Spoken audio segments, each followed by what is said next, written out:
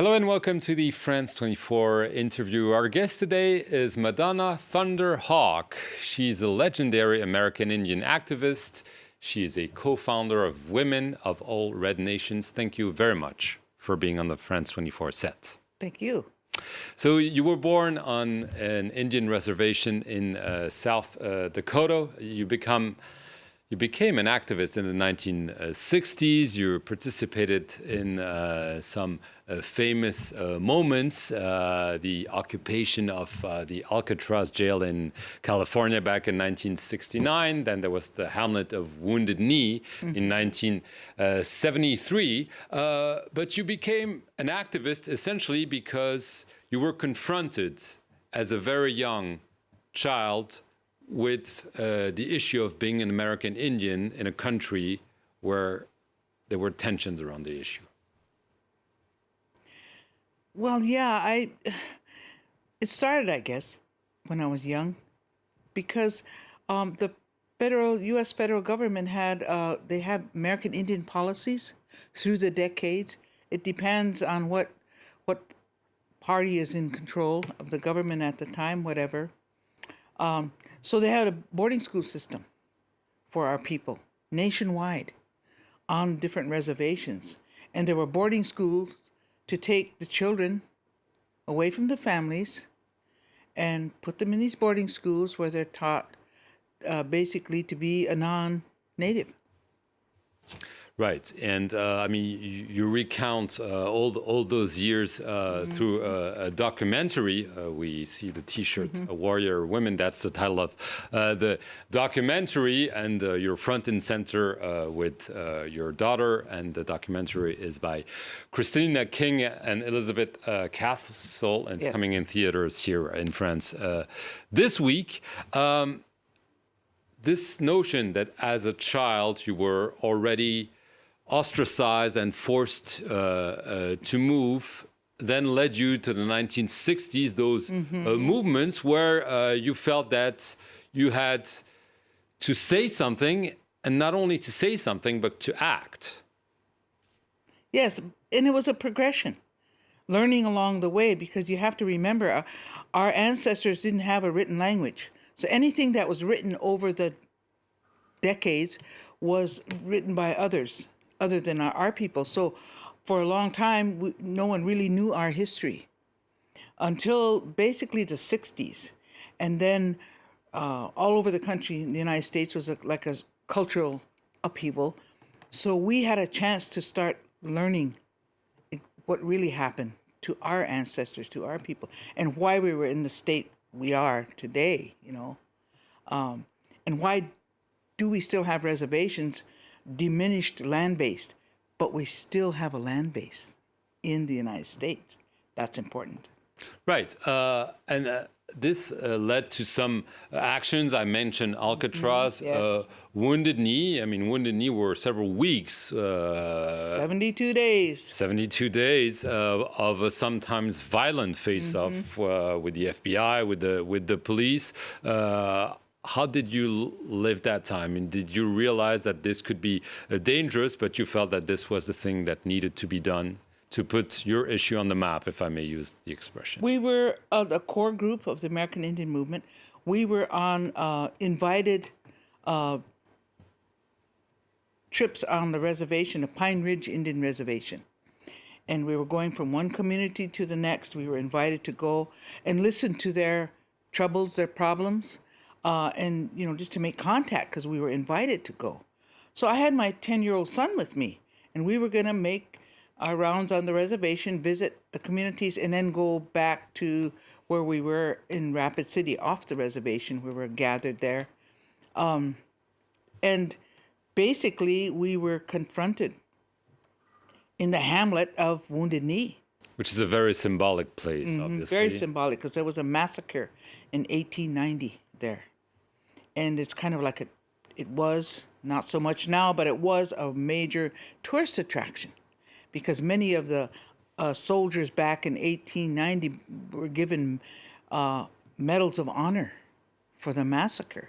I mean, that's the kind of history that we know, the other side of the history. So, but the fact that we were literally surrounded and held there. I mean, when we were on our way to another village, but gunfire, opened up, and we all had to run for cover at that hamlet. Lasted for 72 days. Right. I mean, do you think it was a seminal moment? Would you say that in the ensuing years, progress was made in terms of the U.S. recognizing what happened to the American Indians? Would you say that today your cause is more respected, more listened to, or it's still a struggle, that you still feel that American Indians may have less the ear of the government than other minorities, for instance?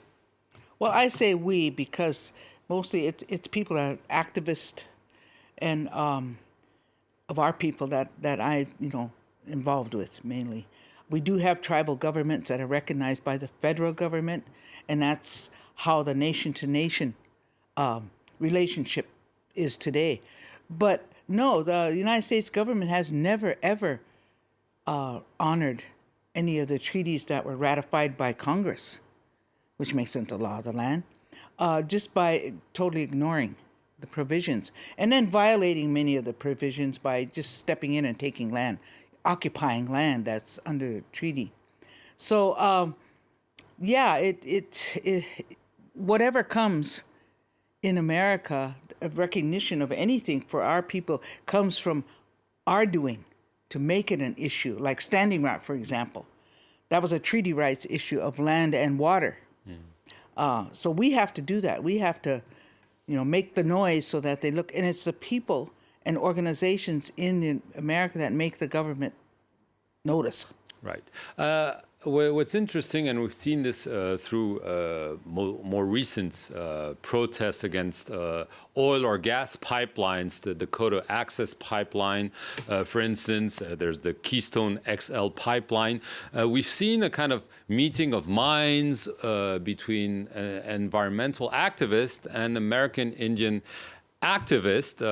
We even saw the now famous young Swedish activist Greta Thunberg go very recently to an Indian American reservation to really say, okay, this is an important issue. Could this give a new life maybe to your cause? Do you think it's important to join hands with them? We've always had allies. We've always made allies. In my day, in younger years, in the 60s and 70s, it was uranium mining that was the threat. And in fact, they're still waiting. They're in the wings waiting to come in, the uranium mining corporations. But back in the 70s, that was the issue then. So it's always, because we're land-based, we're always, as a people, concerned about the environment and extracting corporations. Right. But others are more involved as well. Oh, yeah. Especially the youth. So, I mean, does this give you hope, that this could also help your cause? Mm-hmm. Well, it's, you look at it in terms of I've been in it for the long haul since I was young, but now I'm an elder. So our generation of activists, we step back and we are there to support and advise. It's the young people's time now. It's their era, their future. Right. So we look to them to step up.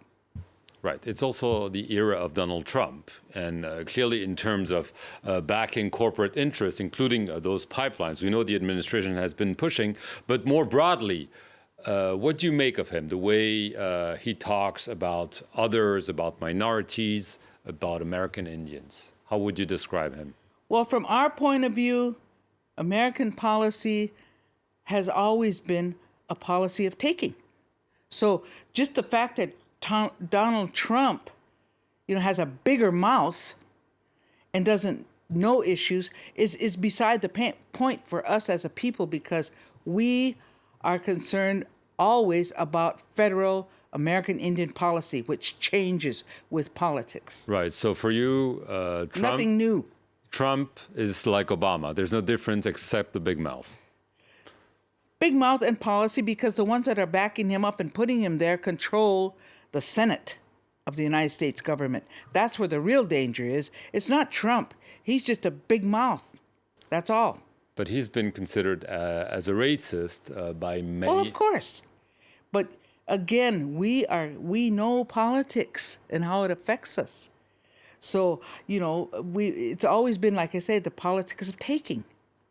So the fact that he brings Obama, stops DAPL pipeline and Trump brings it back. And he brings back KXL. That's the politics I'm talking about. The politics of taking. We understand that for decades, Right. So it's nothing new. Just as a last question, you've been an activist for the long haul. Are you more optimistic today than you were when you started? No. Why? Why? Because, again, we are land-based. This is a continuing politics of taking. So it really doesn't matter. Each generation of my people are responsible. You're responsible for your time that you're here to do what you can. And then you mentor and hand off to the next generation. It's their time, their future, and you're there to support. Okay, Madonna Thunder Hawk, thank you so much for coming on the France 24 set. If you want to learn more about the issue we've been talking about, Warrior Women is coming out in theaters in France. Thank you for watching this interview.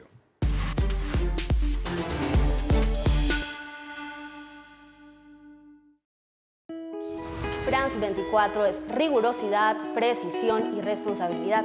Somos una familia comprometida con el periodismo y la verdad. C'est une des seules chaînes d'infos où on nous laisse jouer en plateau avec des Legos, avec des robots, avec tout un tas d'objets. We take a return ticket to revisit some of the key people and places of the last 50 years of world television news. على فرانس 24 يمكننا أن نحاور أصحاب القرار من العالم في كل الميادين ولدينا المساحة لكشف ثنايا مسيرتهم. Aquí en France 24 tenemos a varias personas de distintos países, algo que es un reflejo de cómo es Latinoamérica, con culturas muy distintas.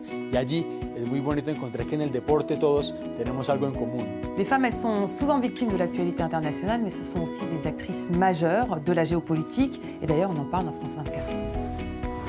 Liberté, égalité, actualité.